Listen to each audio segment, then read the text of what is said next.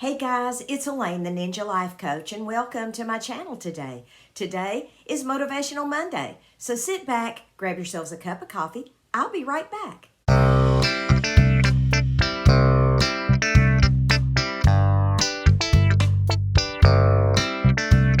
Hey everybody, I'm back, and today we're going to talk about Psalms 1:1 verses 1 and 2, which read, "Blessed is the man who walketh not in the counsel of the ungodly, nor standeth in the way of sinners, nor sitteth in the seat of the scornful.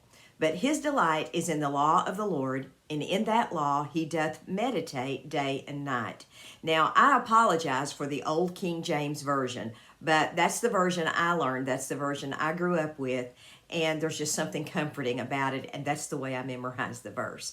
So let's talk about what does that mean and how can we apply that today? I think the Bible is pretty clear that if you want to be blessed, you won't walk with people who give you ungodly counsel. You won't stand around and loiter where there are sinful people, and you won't sit and break bread with those that are scornful.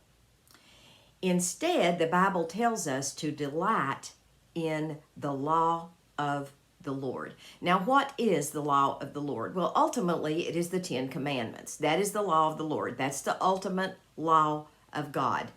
But if we remember, Jesus broke the 10 Commandments down to 2.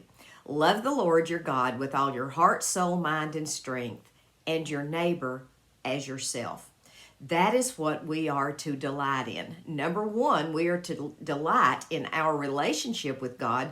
We are to love Him with every fiber of our being, and we are to love our neighbors as ourselves. Now, who is our neighbor? So we're really going to break this down. Who is our neighbor? When the disciples asked Jesus, "Who is my neighbor?" He tells the parable of the Good Samaritan. So the Samaritans and the Jewish people did not get along very well at all. In fact, they pretty much hated one another. So our neighbor is not just people that we love and people that we agree with. Our neighbor is also people that we really may not like very much. So if we really make an effort to love God, develop that relationship with Him, love our neighbor, and we meditate on God's Word and we think about God's Word. I'm not saying we need to, we have to live in this world, folks. I'm not saying we don't think about anything else, because we have to. We have to live here. We have to interact with others. We are inundated every day with things that are going to get us off track. But I think if we just try to limit our contact with things that are blatantly ungodly, I think if we don't take counsel from ungodly people, I think that is pretty much this verse in a nutshell. If we don't take counsel from ungodly people, we love the Lord with all our heart, soul, mind, and strength. We love our neighbor. That's these two verses in a nutshell. We live in this world, and we are going to have to interact with ungodly people. In fact, Jesus did. He interacted with ungodly people all the time. That's how he came across Matthew, one of his disciples, who was a tax collector, who was very hated during the time that Jesus walked the earth. So Jesus, he hung out with people that he could help.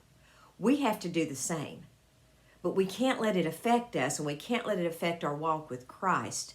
We still have to delight ourselves in the Lord, and we have to think about His precepts, His truth, His character, His attributes, and delight ourselves in that relationship that we develop with Him.